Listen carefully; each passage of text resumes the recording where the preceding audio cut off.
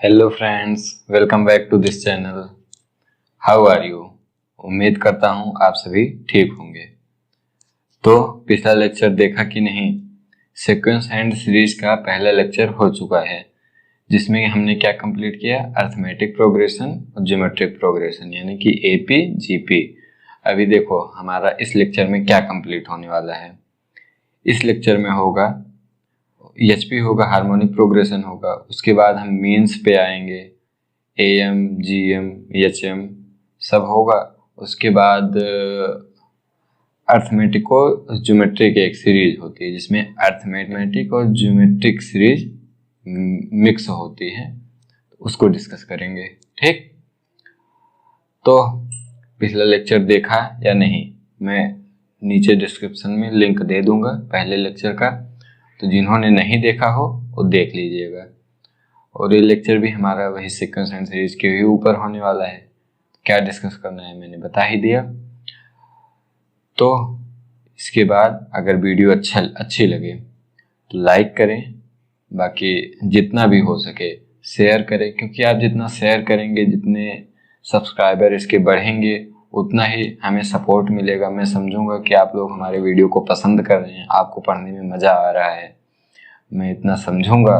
और इसलिए जितना हो सके उतना शेयर कीजिए, और जितना आप सब्सक्राइब कर सकते हैं उतना सब्सक्राइब कीजिए, करवाइए भी, दूसरों से भी करवाइए। ठीक, हम आज का भी ज़्यादा टाइम वेस्ट नहीं करेंगे, बस यही बोलेंगे कि अगर कोई प्रॉब्लम लग रही है, कुछ भी समझ में नहीं आ रहा है, कमेंट बॉक्स में बता सकते हैं कि भैया ये समझ में नहीं आया, इसको फिर से बता दीजिए, तो उसको पूरी कोशिश की जाएगी कि फिर से बताया जाए। ठीक, तो चलिए आज भी ज़्यादा टाइम वेस्ट ना करते हुए हम अपना लेक्चर स्टार्ट करते हैं। ठीक, देखिए आज का भी हमारा लेक्चर किसके ऊपर होने वाला है? Sequence and series. ओके, देखिए सीक्वेंस एंड सीरीज में अब तक हमने क्या पढ़ा? एपी जीपी पढ़ लिया। अब इसके बाद हमारा क्या आता है? इसके बाद हमारा आता है हार्मोनिक प्रोग्रेशन।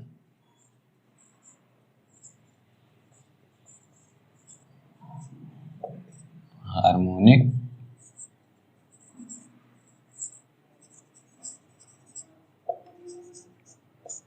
प्रोग्रेशन। देखिए harmonic progression means H P. ठीक, देखिए आपने पढ़ा एपी, पढ़ा जीपी, पढ़ा। एपी कैसे होता है? जैसे अगर देखिए एपी कैसे होता है, देखिए अगर पहला टर्म हमारा एपी का ए है तो दूसरा टर्म क्या हो जाता है? ए प्लस डी। तीसरा टर्म क्या हो जाता है? ए प्लस 2d। इसमें डी क्या है? डी है हमारा कॉमन डिफरेंस। ये क्या होता है? एपी होता है। ठीक, क्या होता है? AP, AP. ठीक, उसके बाद अगर हमको जीपी लिखना हो तो हम कैसे लिखेंगे? जीपी। अगर हमको जीपी लिखना है और हमारा पहला टर्म क्या है? ए है, तो हमारा दूसरा टर्म क्या हो जाएगा? ए इंटू आर। तीसरा टर्म क्या हो जाएगा? ए इंटू आर स्क्वायर, जिसमें आर क्या है? आर हमारा है कॉमन रेशियो। ठीक, अब देखिए एचपी क्या होता है। देखिए हमने एपी जीपी के लिए कुछ फार्मूले भी पढ़े, कुछ इंपॉर्टेंट पॉइंट भी पढ़े। जिन्होंने नहीं देखा है पिछला लेक्चर जाके देख लीजिएगा, बहुत ही अच्छे तरीके से मैं पढ़ाया हूँ। ठीक, और देखिए इस लेक्चर में और भी अच्छे से कवर करने की कोशिश करूंगा। देखिए अब इसमें क्या है? एपी जीपी हम पढ़ चुके हैं।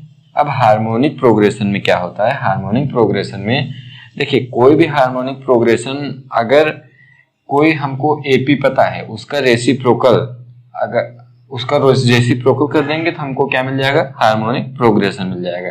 जैसे ये हमारा क्या था? एपी था, यानी कि अर्थमेटिक प्रोग्रेशन। तो अगर हम इसी को रेसिप्रोकल कर दें, इसी का रेसिप्रोकल कर दें, यानी कि 1 upon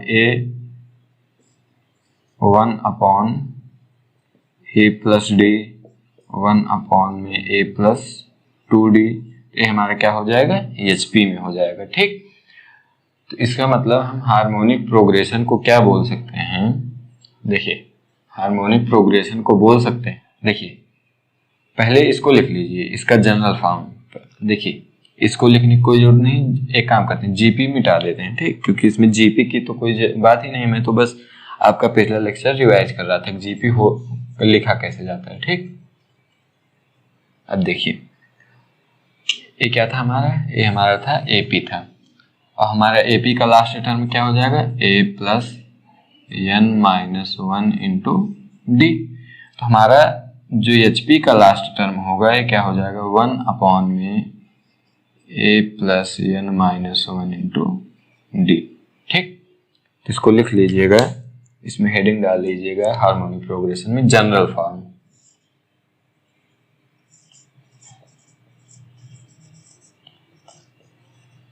general form of HP, HP means harmonic progression. तो देखो जनरल फॉर्म कैसा होता है, 1 upon A plus D, 1 upon A plus 2 D, ऐसे ऐसे कहाँ तक जाएगा, 1 upon A plus N minus 1 D.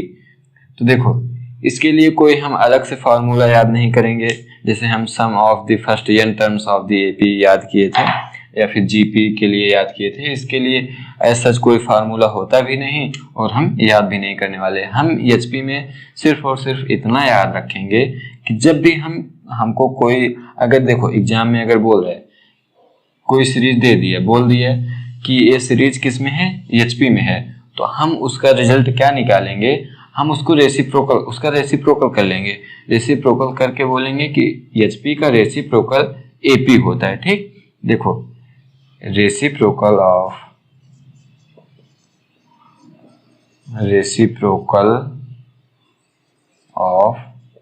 HP is equal to AP, ठीक। इसका वाइस वर्सा भी बोल सकते हैं, वाइस वर्सा लिख लीजिएगा। वाइस वर्सा मीन्स अगर देखो हमको एपी दे रहा है तो अगर हम उसका रेसिप्रोकल करेंगे तो हमको क्या मिल जाएगा, एचपी मिल जाएगा। अगर हमको एचपी दे रहा है तो अगर हम इसका रेसिप्रोकल लेंगे तो हमको क्या मिल जाएगा, एपी मिल जाएगा, ठीक। हमको एचपी में इससे ज्यादा और कोई फार्मूला याद करने का या फिर और भी कोई बात याद करने की जरूरत नहीं है। देखिए इतना, ठीक। बस इसमें जो याद करने वाली बात है, इसमें बस एक बार नोट करके लिख लीजिएगा, इसमें लिख लीजिएगा नोट, ठीक। हार्मोनिक प्रोग्रेशन में सिर्फ एक नोट लिख लीजिएगा, इफ, देखिए if A B C are in HP then, देखो अगर ए बी सी एचपी में है तो हम इसका एक अच्छा रिजल्ट क्या याद कर सकते हैं। देखो इसके लिए हम बोल सकते हैं B is equal to 2AC upon में A प्लस सी, ठीक। इसको याद रखिएगा। देखिए ये आया कहाँ से है, इसको भी कहो तो बता दूं। देखो ये कोई रॉकेट साइंस नहीं है, अगर आपको इतना पता है तो आप इसको आप आसानी से निकाल सकते हैं। देखिए कैसे निकाल सकते हैं, देखिए एपी के लिए हमको क्या कंडीशन पता है, देखिए कल के लेक्चर भी जो इम्पोर्टेंट पॉइंट जो इसमें हो के चल रहा है मैं रिवाइज कराते चल रहा हूँ। देखो अगर हमको कोई 3 नंबर दे दिए ए बी सी, अगर बोल दिए एपी में है तो हम बोल सकते हैं कि B is equal to A plus C by 2, ठीक। If these 3 numbers are in AP then we can directly say that B is equal to A plus C by 2, okay. अब देखो अगर ये AP में है तो, लेकिन हम क्या बोल रहे हैं A B C R in HP, क्या होगा जब A B C HP में होगा। अगर A B C HP में है तो मैंने क्या लिखवाया था, reciprocal of HP is equal to HP, क्या होगा, HP होगा। तो देखो इसका एक काम करते हैं, रेसिप्रोकल ले लेते हैं क्योंकि वो हमको क्या देने वाला है, AP देने वाला है। तो reciprocal means 1 upon A 1 upon B 1 upon C, यानी कि एक किस में है, AP में है, ठीक, AP में है। अब AP की कंडीशन क्या है, B is equal to A plus C by 2, ठीक। देखिए B इसमें क्या है 1 अपॉन बी है is equal to A plus C करेंगे कितना हो जाएगा, हमारा हो जाएगा सी प्लस ए अपॉन में ए सी अपॉन में 2। ठीक, समझ गए। तो यानी कि अब देखिए 1 बाई बी है, बी इज इक्वल टू हम क्या लिख सकते हैं, बी इज इक्वल टू लिख सकते हैं 2 ए सी अपॉन में ए प्लस सी।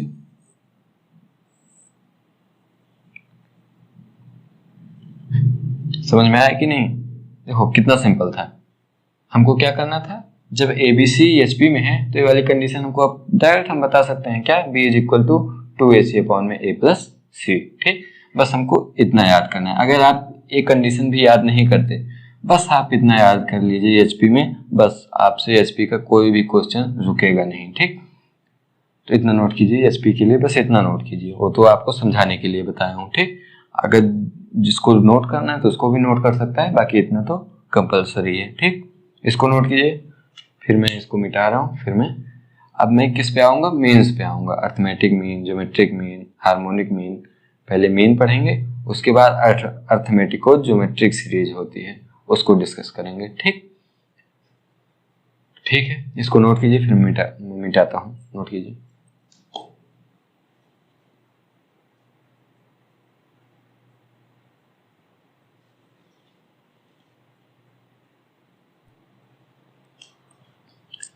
देखिए हमारा एपी, जीपी, एचपी तीनों कंप्लीट हो गया। अब हमारा अगला टॉपिक क्या है, मीन्स। देखिए मीन्स क्या होता है, मीन्स भी मीन्स की भी तीन सीरीज होती है। कौन कौन सी, arithmetic mean, geometric mean, harmonic mean. ठीक, यानी कि एएम, जीएम, एचएम। आप लोगों ने पढ़ा होगा क्वाड्रेटिक इक्वेशन में या फिर ट्रिग्नोमेट्री में भी, कहीं कहीं एक बड़ा अच्छा यूज आता है एएम, जीएम, एचएम का कि एएम इज ग्रेटर देन और इक्वल टू जीएम। ठीक, कब होता है, जब हमारे दोनों वैल्यू क्या हो, पॉजिटिव हो। देखिए मैं इसको डिस्कस करने वाला हूँ, पहले मैं अपना टॉपिक स्टार्ट करता हूँ। ठीक, देखिए पहला क्या है, मीन्स। मीन्स में जो हमारा पहला टॉपिक है, पहला क्या है, अर्थमेटिक मीन। ठीक,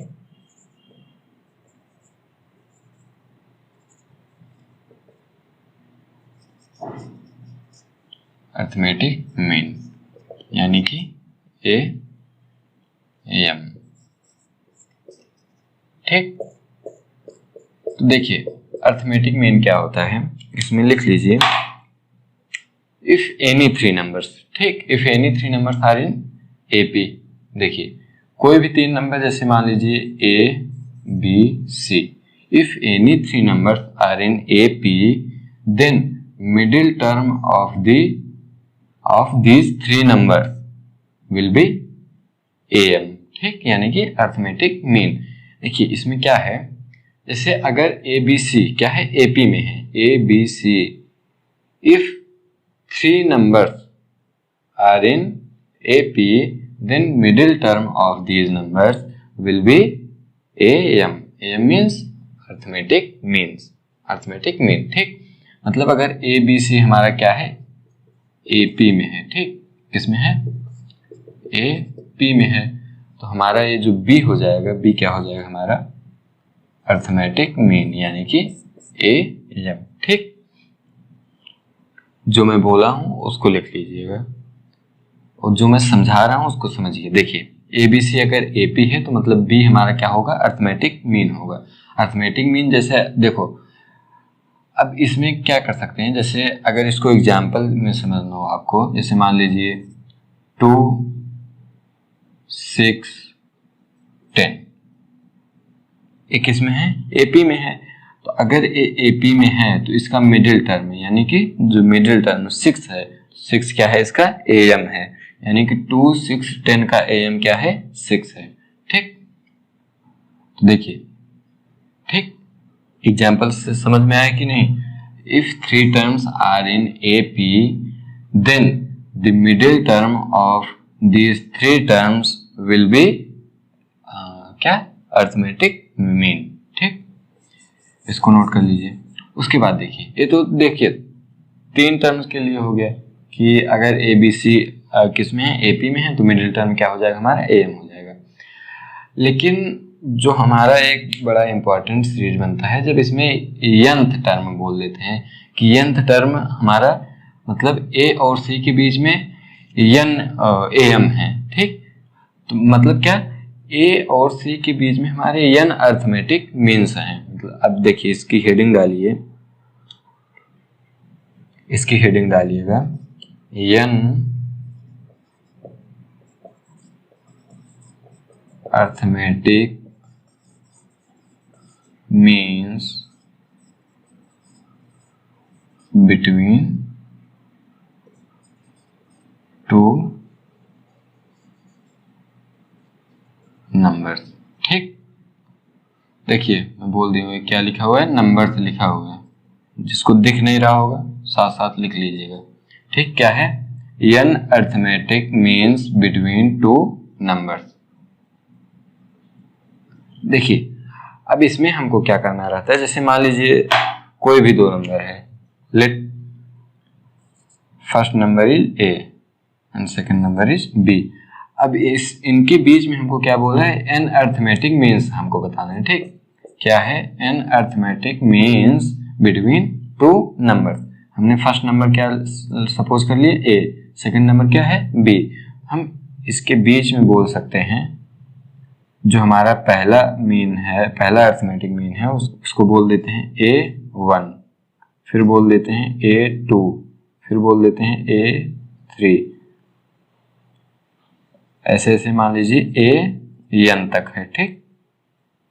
B तो देखो ये क्या है, ये हमारा जो है A1 से लेकर AN तक जो हमारी सीरीज बनी है, ये किसकी सीरीज बन गई है, ये हमारा क्या है, यन अर्थमेटिक मीन है, ठीक। इसको याद रखिएगा, यन अर्थमेटिक मीन्स, ठीक। और देखिए इसमें एक अच्छी बात क्या है, ये क्या हो गया, ये तो यन अर्थमेटिक मीन हो गया। अब देखिए जो हमारा यन अर्थमेटिक मीन्स है, मतलब यन क्या है, नंबर है, यन नंबर, ठीक। मतलब जैसे यन मतलब 1 2 3 4 कुछ भी हो सकता है। जैसे ए और बी के बीच में हमको 5 अर्थमेटिक मीन निकालना है या फिर 6 अर्थमेटिक मीन निकालना है, तो ऐसे इसका मतलब ये हुआ। तो देखो जो हमारी सीरीज बनेगी ए से लेकर बी तक, ए जो बीच में A1 A2 A3 कुछ भी लिखा हो, लेकिन ये किस में होना चाहिए, AP में होना चाहिए। ए भी किस में होना चाहिए, AP में होना चाहिए। जैसे हमारा इसमें क्या था, B हमारा क्या था, AM था, लेकिन ABC हमारा क्या होना चाहिए था, AP में होना चाहिए था। अब इसमें हम A1 A2 A3 AN कब हम इसको बोल सकते हैं कि अर्थमेटिक मीन है, जब A और B से लेकर सारा टर्म क्या हो, AP में हो, ठीक। देखिए इसके लिए कंडीशन लिखिए, देखिए इसमें मान लीजिए A1 इज इक्वल टू, देखिए पहले मानते हैं कि हम A में D को जोड़ने के बाद हमको क्या मिला, A1, क्योंकि क्या है, A सीरीज किस में है, AP में है। तो अगर हम A में D जोड़ेंगे तो हमको क्या मिलेगा, A1 मिलेगा। तो इसका मतलब A2 कब मिलेगा, जब हम A में क्या जोड़ेंगे, 2D जोड़ेंगे। फिर A3 कब मिलेगा, जब हम A में क्या जोड़ेंगे, 3D जोड़ेंगे। तो ऐसे ऐसे हमारा AN कब मिलेगा, जब हम A में क्या जोड़ेंगे। देखो इसमें n-1D मत जोड़ देना, क्यों, क्योंकि देखो इसमें A1 जो है इसमें 1D जुड़ा है, A2 था 2D जुड़ा था, तो AN है तो इसमें कितना जुड़ जाएगा, ND। तो इतना सबको समझ में आया कि नहीं। देखो मतलब A1 को हमने क्या सपोज कर लिया, suppose A1 is equal to A plus D, A2 is equal to A plus 2D, A3 is equal to A plus 3D, तभी तो ये AP में होगा, तभी तो किस में होगा, AP में होगा। अगर इसमें फिर से हम D जोड़ देंगे, यानी कि A प्लस n+1D, तो वो किसके बराबर आ जाएगा, B के। लिखना हो तो लिख लीजिए कि इसमें अगर हम या फिर रहने दीजिए अभी। तो देखिए इतना बस आपको समझना है कि किस में होना चाहिए, A भी सीरीज किस में होगी, AP में होगी। तो देखिए इसके हिसाब से हम क्या लिख सकते हैं, इसमें जो D होगा, D इज इक्वल टू लिख लीजिए, D इज इक्वल टू क्या हो जाएगा, देखिए लास्ट टर्म क्या है b, तो क्या हो जाएगा b माइनस ए अपॉन में कितने टर्म हैं, n+2 टर्म है, तो n+2 में से एक माइनस हो जाएगा, कितना हो जाएगा n+1, यानी कि d हमारा कितना हो जाएगा, इसको याद रखिएगा। a और b के बीच में अगर हमको n numbers of arithmetic means निकालने हैं तो हम कैसे लिख सकते हैं, a1 a2 a3 कहाँ तक, an तक। और a1 मतलब क्या हो जाएगा, a में यानी फर्स्ट टर्म जो हमारा a था, a में हमको क्या जोड़ने पे मिलेगा, d जोड़ने पे, a में 2d जोड़ेंगे तो a2 मिलेगा, a में 3d ऐड करेंगे तो क्या मिलेगा, a3 मिलेगा। तो ऐसे ऐसे इसमें d क्या है, d इज इक्वल टू, देखो इसमें d क्या निकाल लेंगे, b माइनस ए अपॉन में n+1। देखो n तो हमको पता है क्योंकि n numbers of arithmetic mean निकालने हैं a और b के बीच में, और a और b भी पता है, तो हमको क्या मिल जाएगा, d मिल जाएगा। जब d मिल जाएगा तो हम क्या अर्थमेटिक मीन नहीं निकाल सकते।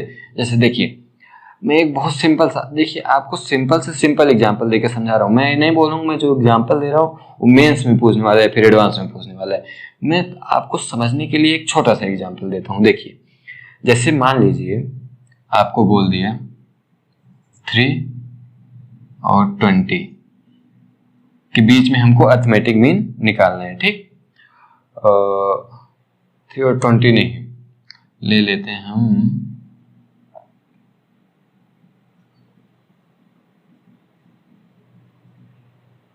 देखिए 3 और 21 के बीच में हमको कितना निकालना है, 5 अर्थमेटिक मीन्स निकालने हैं, ठीक।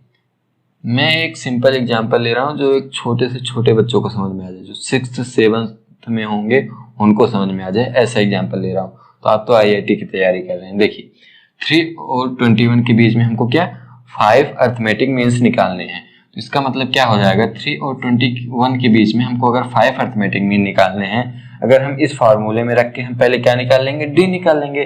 तो d निकालेंगे तो b हमारे पास क्या है, 21 माइनस 3, 21 माइनस 3 मतलब 18 अपॉन में कितने निकालने थे, 5 अर्थमेटिक मीन कितने निकालने थे हमको, 5 अर्थमेटिक मीन निकालने हैं, ठीक। यानी कि 5 अर्थमेटिक मीन मतलब 5 + 1 6, 18/6 यानी कि 3, यानी कि हमारा जो d है यानी कॉमन डिफरेंस कितना हो जाएगा 3, यानी कि हम 3 में फिर 3 जोड़ेंगे कितना हो जाएगा 6, 6 में 3 जोड़ेंगे कितना हो जाएगा 9, 9 में 3 जोड़ेंगे 12, 12 में 3 जोड़ेंगे 15, 15 में 3 जोड़ेंगे 18। अब देखिए 18 में फिर से 3 जोड़ेंगे क्या आ जाएगा 21।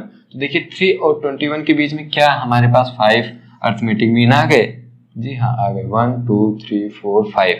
बस ये किसके लिए है, बस इसी के लिए, और इससे ज्यादा कुछ भी नहीं है।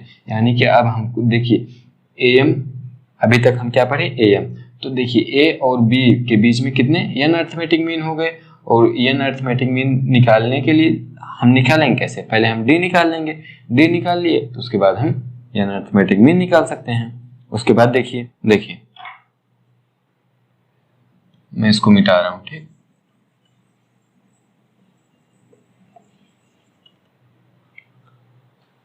इसमें नोट करके लिखिएगा, इसके बाद लिखिए नोट करके,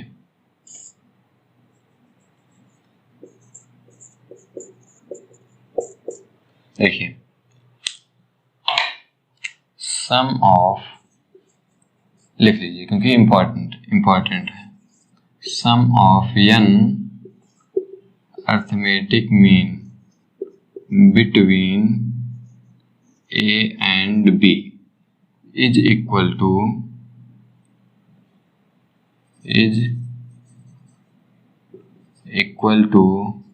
n times of the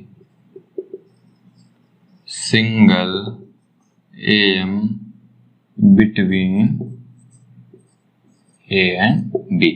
देखिए इसका मतलब क्या है, इसका मतलब क्या है कि सम ऑफ n am, जो हम n am निकाले थे इनका अगर हमको सम निकालना है तो किसके बराबर होगा, बराबर होगा n टाइम्स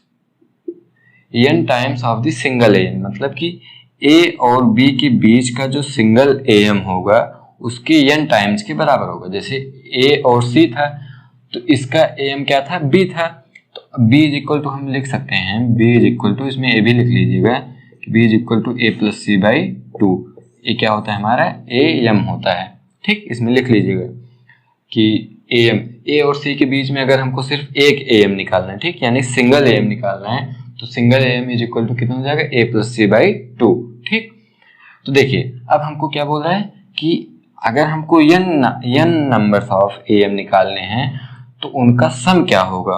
n नंबर्स क्या था, A1 A2, यानी कि A1 plus A2 plus A3 plus A4 ऐसे ऐसे AN तक अगर हमको ऐड करना है तो इज इक्वल टू कितना हो जाएगा, n times of the single AM, यानी कि सिंगल AM मान लो इसका कुछ भी, सिंगल AM मान लो C है इसका, तो n इंटू C हो जाएगा। देखो इसको नोटेशन में हम क्या लिख सकते हैं, देखिए इसको हम नोटेशन में लिख सकते हैं सिग्मा AR मीन्स, देखिए R क्या था, 1 से लेकर n तक है, यही तो हमको ऐड करना है, A1 plus A2 plus A3, यही तो बोला सम ऑफ n AM मतलब इसी का सम हमसे पूछ रहा है, तो मतलब AR where R is equal to 1 to n, ठीक। R कहाँ से कहाँ तक है, 1 से लेकर n तक है, तो इज इक्वल टू क्या हो जाएगा, is equal to n times of the single AM, n times of the single AM मान लो कैपिटल A, तो बस यही बोल रहा है, ठीक। समझ में आया कि नहीं, यही बोल रहे is equal to n times of the single AM between A and B। यहाँ तक सबको समझ में आया होगा, जिस तरह से पढ़ा हूँ, जिसको आपको एक छोटा सा एग्जाम्पल जिस तरह से लेके बता रहा हूँ आपको समझ में आया होगा। देखिए इतना समझ गए। देखिए अब इसमें अगर आपको सिंगल AM निकालना है, सिंगल AM बता दिया हूँ A प्लस C बाई 2, अब इसमें क्या है, फर्स्ट टर्म A है, लास्ट टर्म क्या है, B है, तो यानी कि capital A is equal to, यानी कि single AM is equal to क्या हो जाएगा, A प्लस B बाई 2 हो जाएगा। बस आ गया समझ में, बस ठीक है। अर्थमेटिक मीन में यहीं तक है, इससे ज़्यादा आपको अर्थमेटिक मीन में पढ़ने की कोई भी ज़रूरत नहीं है, कुछ भी इससे ज़्यादा पढ़ने की ज़रूरत आपको है ही नहीं। अर्थमेटिक मीन नोट कीजिए, फिर मैं ज्योमेट्रिक मीन पे आता हूँ, ठीक, नोट कीजिए इसको।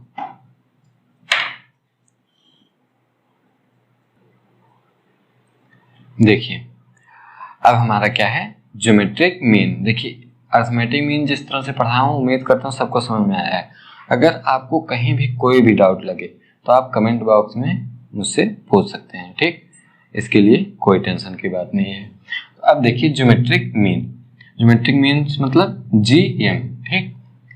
तो देखो ज्योमेट्रिक मीन में क्या करना होता है, जैसे if A B C are in AP, देखो लिखता नहीं हूं, आप लोग लिख लीजिएगा जो मैं बोल रहा हूं। If ABC are in GP, यानी कि geometric progression, then B is the geometric mean, यानी कि GM। देखिए अगर ABC क्या है, ABC किस में है, GP में है, यानी कि ज्योमेट्रिक प्रोग्रेशन है, तो हमारा जो मिडिल टर्म यानी कि B होगा वो क्या हो जाएगा, हमारा ज्योमेट्रिक मीन हो जाएगा। अब देखिए ज्योमेट्रिक मीन कैसे निकलता है, इसके लिए आप लिख सकते हैं B square is equal to A into C, यानी कि B is equal to under root of AC, ठीक, इसको भी लिख लीजिएगा। जो मैं बोल रहा हूँ उसको भी लिखिएगा, जो मैं लिख रहा हूँ उसको भी लिखिएगा, ठीक। तो यानी कि अगर ABC क्या है हमारा GP में है, तो B क्या होगा हमारा GM होगा, यानी कि ज्योमेट्रिक मीन होगा। तो और हमारा B निकलेगा कैसे, B square is equal to लिख सकते हैं हम A इंटू C, या फिर B इक्वल लिख सकते हैं under root of A into C, ठीक, इतना हो गया। तो अब हम जैसे अर्थमेटिक प्रोग्रेशन में या फिर अर्थमेटिक मीन में पढ़े थे कि n arithmetic means between two number, वैसे ही हम पढ़ेंगे n geometric means between two numbers, ठीक। मैं लिख रहा हूं, इसको नोट करते चलिएगा, जो मैं लिख रहा हूं उसको नोट करते चलिएगा। देखिए क्या है, हेडिंग डाल लीजिएगा n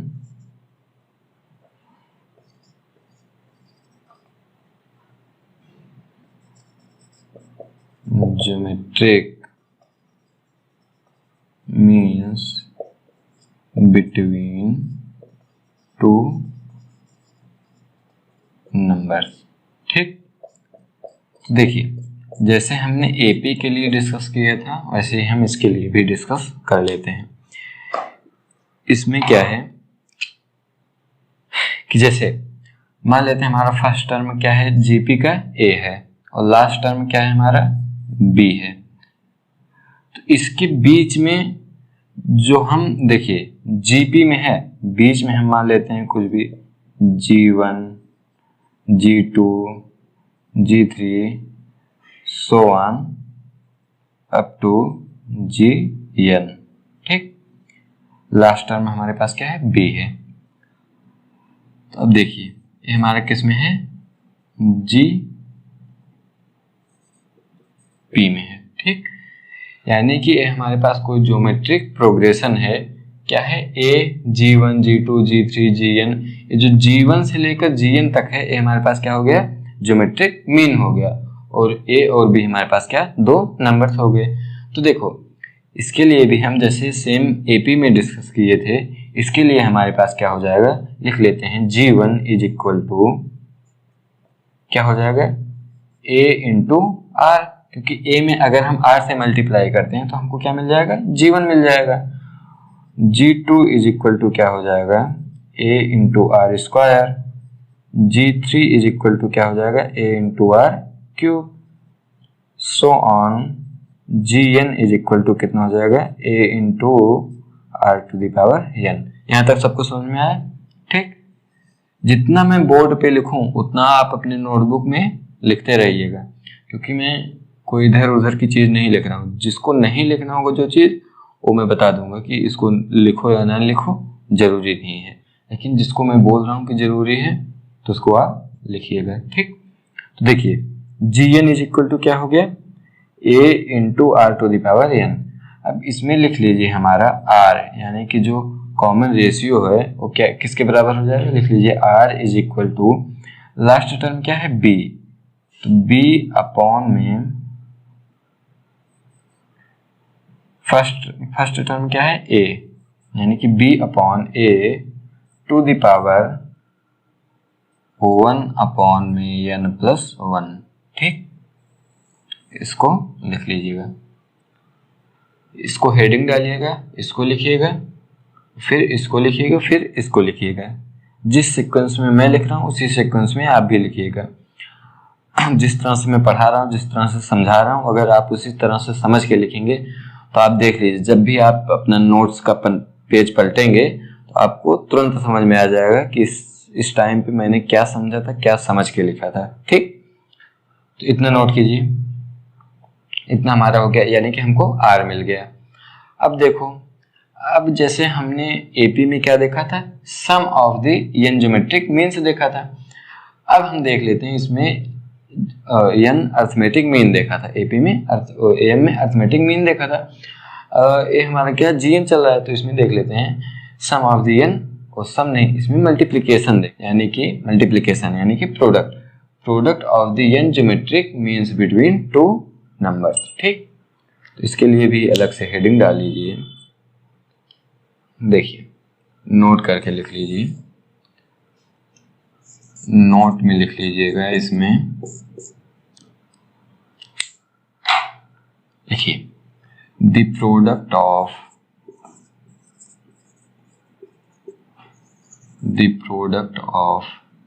n geometric means between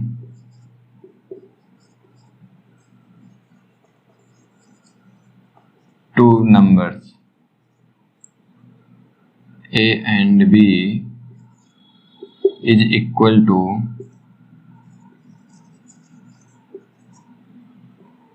nth power of the single GM between A and B।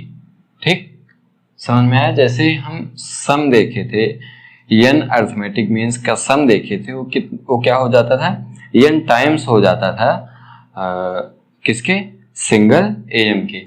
इसमें क्या होगा, product of the n GM, यानी कि n GMs का प्रोडक्ट जो होगा वो nth पावर, यानी कि nth power of the single GM हो जाएगा। तो देखिए इसका मतलब क्या है, जैसे मान लीजिए इसको आप नोटेशन से कैसे लिख सकते हैं, देखिए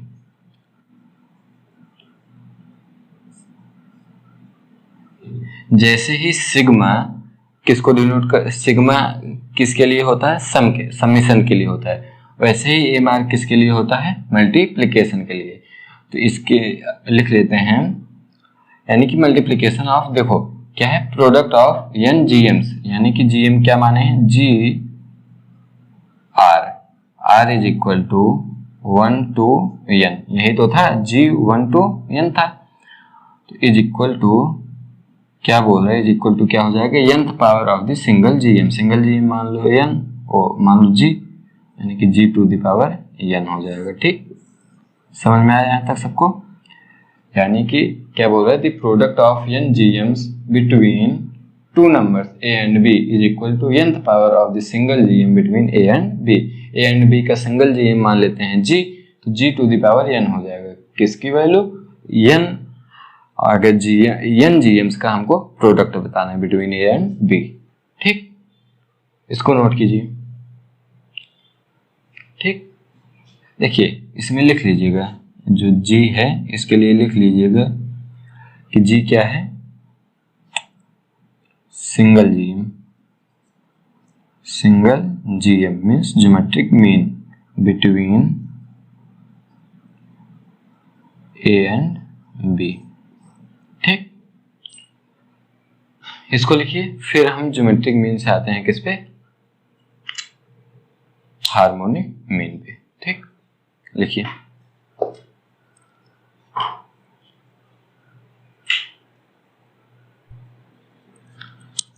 देखिए जैसे हमने अर्थमेटिक प्रोग्रेशन, ज्योमेट्रिक प्रोग्रेशन के बाद हार्मोनिक प्रोग्रेशन भी छोटा ही पढ़ा, वैसे ही अर्थमेटिक मीन, ज्योमेट्रिक मीन के बाद जो हमारा हार्मोनिक मीन है वो भी छोटा ही है। इसमें भी बहुत ज़्यादा हमको कुछ डिस्कस करना नहीं है। हार्मोनिक मीन में क्या होता है, जैसे हार्मोनिक मीन मान लीजिए कोई 3 नंबर है A, B एंड C, इसका हार्मोनिक मीन इसमें A क्या है, इसमें AP में, ओ HP में है। ठीक, यानी कि हार्मोनिक प्रोग्रेशन में है। तो ये जो B होगा ये हमारा क्या हो जाएगा, हार्मोनिक मीन हो जाएगा। B इज इक्वल टू क्या होता है, ये तो मैंने पहले ही लिखवा दिया है जब हार्मोनिक प्रोग्रेशन पढ़ा रहा था, यानी कि B इज इक्वल टू कितना हो जाएगा, 2AC अपॉन में A plus C। Harmonic progression में भी बस यही याद कर लीजिए, इससे ज़्यादा आपको कुछ भी याद करने की ज़रूरत नहीं है हार्मोनिक मीन में। ठीक, इतना याद कर लीजिए। फिर कुछ इंपॉर्टेंट नोट्स हैं उसको लिखवा देता हूँ। इंपॉर्टेंट नोट्स लिखवा देंगे किसके, AM, GM और HM के ऊपर, जो कि काफ़ी ज़्यादा ज़रूरी हैं। सही यूज़ तो उन्हीं का आता है, ये सब तो कभी काल आ गए तो आ गए, नहीं तो एक अर्थमेटिक और ज्योमेट्रिक सीरीज होती है जो कि नोट्स लिखवाने के बाद में लिखवाऊंगा, तो उसका भी यूज़ कहीं कहीं आता है। तो इसको नोट कीजिए, फिर मैं इम्पॉर्टेंट पॉइंट्स पे आता हूँ। नोट कीजिए,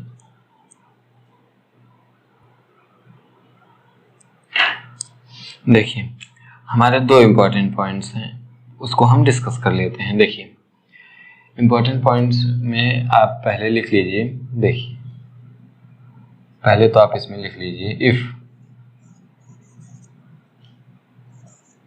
A, G and H are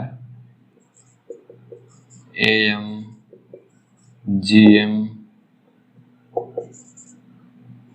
and HM respectively। मतलब A किसको डिनोट कर रहा है, AM को, G GM, H HM, मतलब A G H किन्हीं भी नंबर्स का क्या है, अर्थमेटिक मीन, ज्योमेट्रिक मीन और हार्मोनिक मीन्स है। ठीक, तो देखिए इसके लिए कुछ इंपॉर्टेंट पॉइंट्स हैं। देखिए जैसे इसमें हम पहला पॉइंट लिख सकते हैं, लिख लीजिए A। इसमें लिख लीजिए रिस्पेक्टिवली देन। देखिए देन हमारे कुछ पॉइंट्स बनते हैं, उन पॉइंट्स को हम देख लेते हैं। जैसे हमारा पहला पॉइंट क्या बन जाएगा, देखो अगर ए जी एच किन्हीं भी नंबर्स का एम जी एम और एच एम है तो हम क्या बोल सकते हैं, इसका एक काफ़ी अच्छा रिजल्ट होता है कि G square is equal to A into H. देखो इसको देख के कुछ समझ में आ रहा है, इसका मतलब हम लिख सकते हैं कि A G and H constitute a GP. मतलब समझ रहे हैं, अगर आपको arithmetic mean, geometric mean, harmonic mean दिया है तो आप लिख सकते हैं कि arithmetic mean, geometric mean and harmonic mean will be a GP. ठीक, यानी कि ज्योमेट्रिक प्रोग्रेशन किसमें होगा, ज्योमेट्रिक प्रोग्रेशन में होगा। ज्योमेट्रिक प्रोग्रेशन में होगा इसका मतलब क्या हो जाएगा, G square is equal to A into H हो जाएगा। इतना तो सबको पता होगा, इतना तो पता ही है ना कि अगर A B C is in arithmetic means, A B C are in geometric progression, then B square is equal to A C. इतना तो पता ही है ना। तो अगर A G H geometric progression में होगा तभी तो G square is equal to A into H होगा। ठीक, ये हमेशा ट्रू है। यानी कि अगर किन्हीं भी नंबर्स का आपको A M G M H M दे दिया तो आप डायरेक्ट बोल सकते हैं कि G square is equal to A into H. ये हमारा पहला पॉइंट हो गया। अब हम अपना दूसरा पॉइंट देख लेते हैं। दूसरा पॉइंट हमारे पास क्या है कि ए इज ग्रेटर देन और equal to G is greater than और इक्वल टू एच। ठीक, इसका मतलब क्या है कि हमेशा अर्थमेटिक मीन ज्योमेट्रिक मीन से बड़ा होगा, बड़ा या बराबर होगा।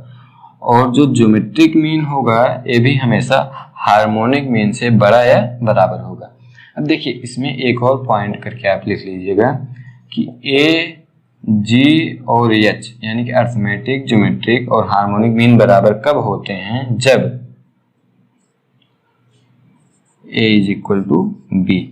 यानी कि जब हमारा फर्स्ट टर्म और लास्ट टर्म सेम है, यानी कि सेम नंबर है, ए इज इक्वल टू बी है, तब हमारा arithmetic mean, geometric mean, harmonic mean क्या होगा, सेम होगा। लेकिन जब हमारा ए और बी हम बराबर नहीं है तब हमारा क्या होगा, A M is greater than G M and G M is greater than H M. देखिए इसमें थोड़ा सा इसको मॉडिफाई कर लीजिए। देखिए इसमें क्या था, A M G M and H M are इतना M G M and H M लिख लीजिए और बिटवीन टू पॉजिटिव नंबर्स।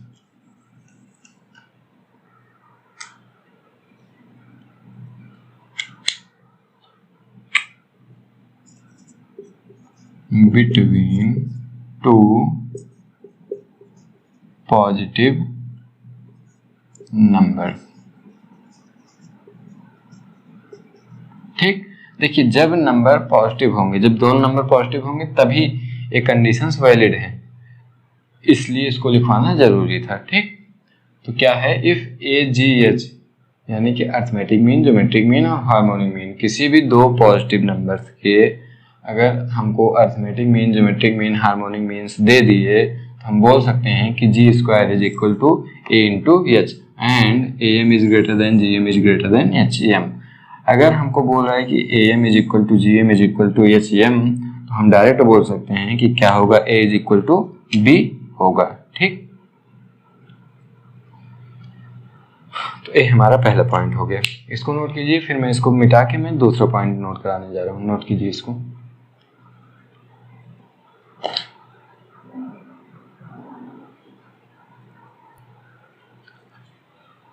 देखिए इसमें हम सेकंड पॉइंट देख लेते हैं। सेकंड पॉइंट लिख लीजिए।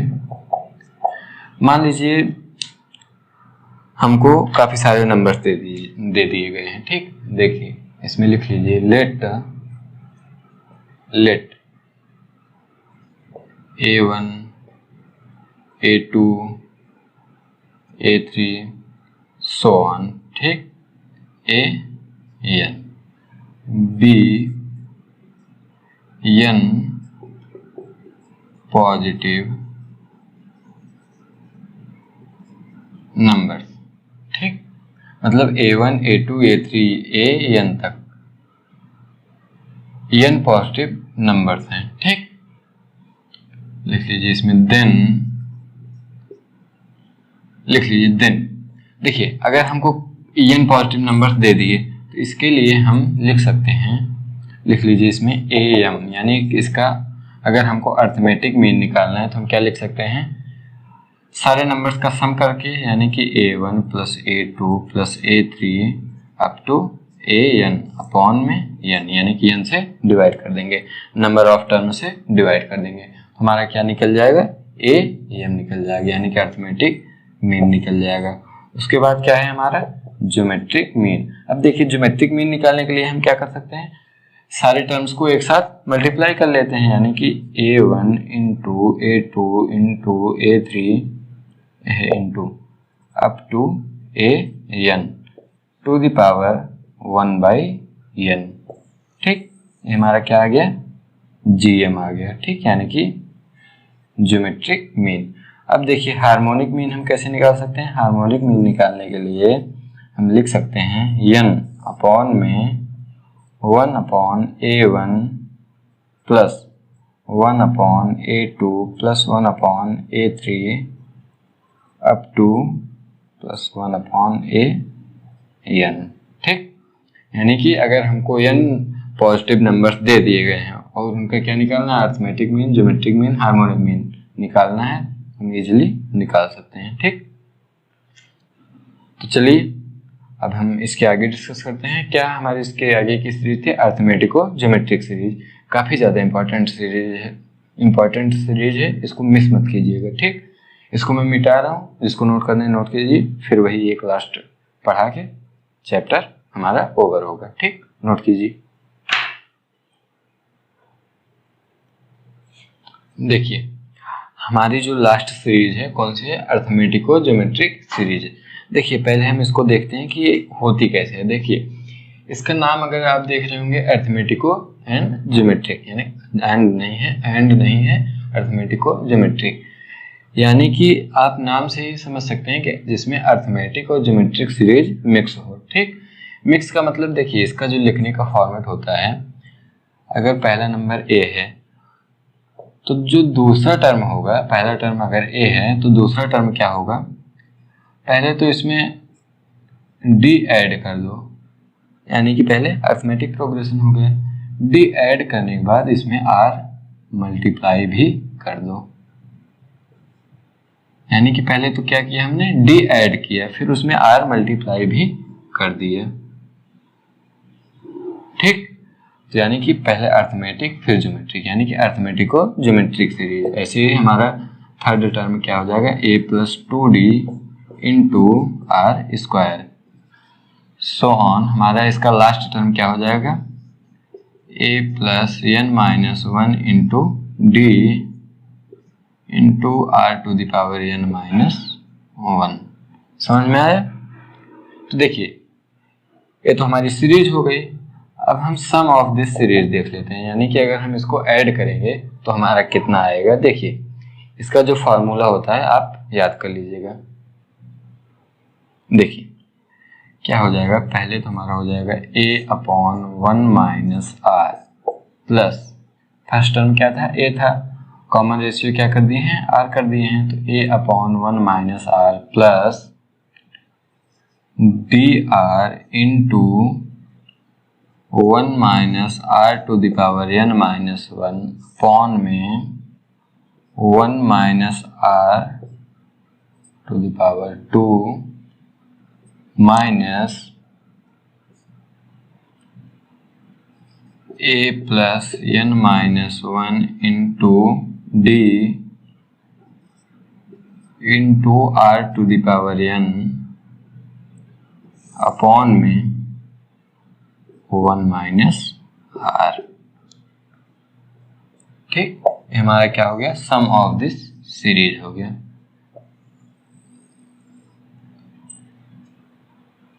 इसको भी याद रखिएगा, ये फार्मूला आपको याद होना जरूरी है, क्योंकि ये एडवांस डायरेक्ट, जब भी एडवांस सवाल पूछेगा डायरेक्ट सवाल पूछेगा तो आप वहाँ फार्मूला डिराइव करने नहीं बैठेंगे, ठीक, आपको याद करना होगा। ठीक है, इतना लिखिए। उसके बाद देखिए, अगर हमको यही अभी तो एक कितना था n, मतलब n नंबर ऑफ टर्म थे, n नंबर ऑफ टर्म्स थे, लेकिन अगर यही इनफाइनाइट तक दे दे, हमको इनफाइनाइट सीरीज दे दे, यानी कि क्या दे दे, लिख लीजिए sum to infinity, sum to infinity. देखिए अगर इन्फिनिटी तक, अगर यही सीरीज हमारी इन्फिनिटी तक जा रही है तो हमारा क्या हो जाएगा, यानी कि जो हमारा n है वो किसको टेंड कर रहा है, इन्फिनिटी को टेंड कर रहा है।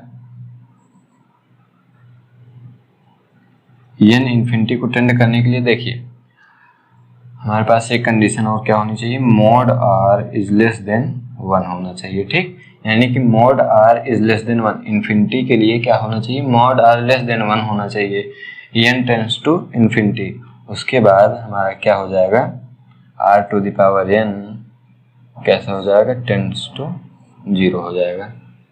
ठीक, इतना समझ में आया। r हमको कहाँ से चाहिए, मोड r कहाँ चाहिए, लेस देन 1 चाहिए। क्यों, क्योंकि अगर 1 से बड़ा हो जाएगा तो हमारा, अगर r 1 से बड़ा हो जाएगा तो सीरीज ज्योमेट्री, तो ये सीरीज कहाँ तक, तब हम उसका सम बता ही नहीं सकते, तो हम उसका सम इनफाइनाइट बोल सकते हैं।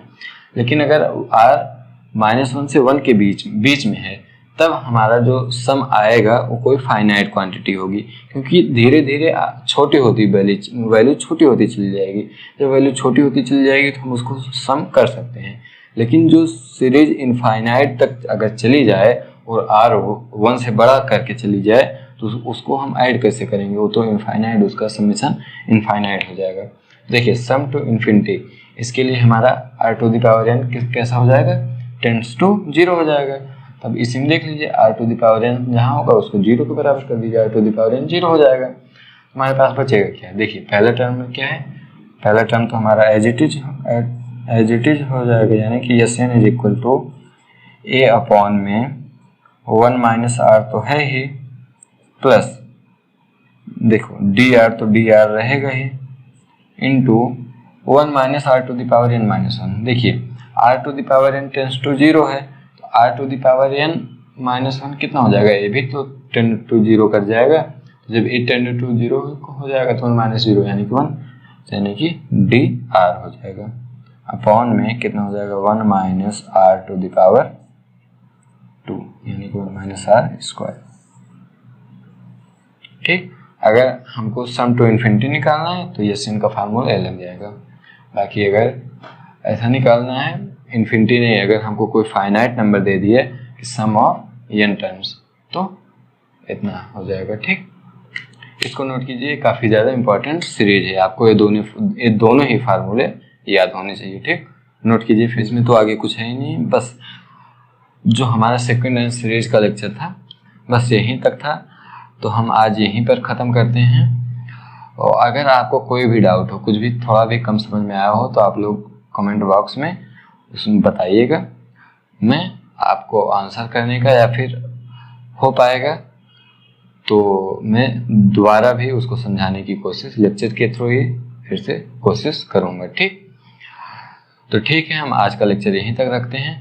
और कुछ भी समझ में आया हो, अगर वीडियो लेक्चर अच्छा लगा हो तो लाइक कीजिएगा, और जिन्होंने पहला पार्ट नहीं देखा है मैं डिस्क्रिप्शन में लिंक दे दूंगा, उसको देख लीजिएगा। ठीक, तो सेशन को लाइक कीजिए, बाकी जितना हो सके उतना शेयर कीजिए, और सब्सक्राइब भी करने की जिम्मेदारी आपकी है। ठीक, और सिर्फ सब्सक्राइब करने की नहीं, सब्सक्राइब करवाने की भी जिम्मेदारी आपकी है, क्योंकि आप जितना प्यार देंगे, जितना हमको सपोर्ट करेंगे, हम उतना ही तो आगे बढ़ सकते हैं। तो हम जितना आगे बढ़ेंगे उतना हम आपको सपोर्ट कर सकते हैं। ठीक, तो चलिए ठीक है, हम आज का डिस्कशन यहीं तक रखते हैं। तो हम इसके बाद का सेशन किसके ऊपर आएगा, सेकंड हैंड सीरीज के क्वेश्चन प्रैक्टिस के ऊपर आएगा, जो previous year JEE mains and JEE advance के क्वेश्चन होंगे। ठीक है, फिर आज यहीं तक रखते हैं। Okay, bye bye, take care.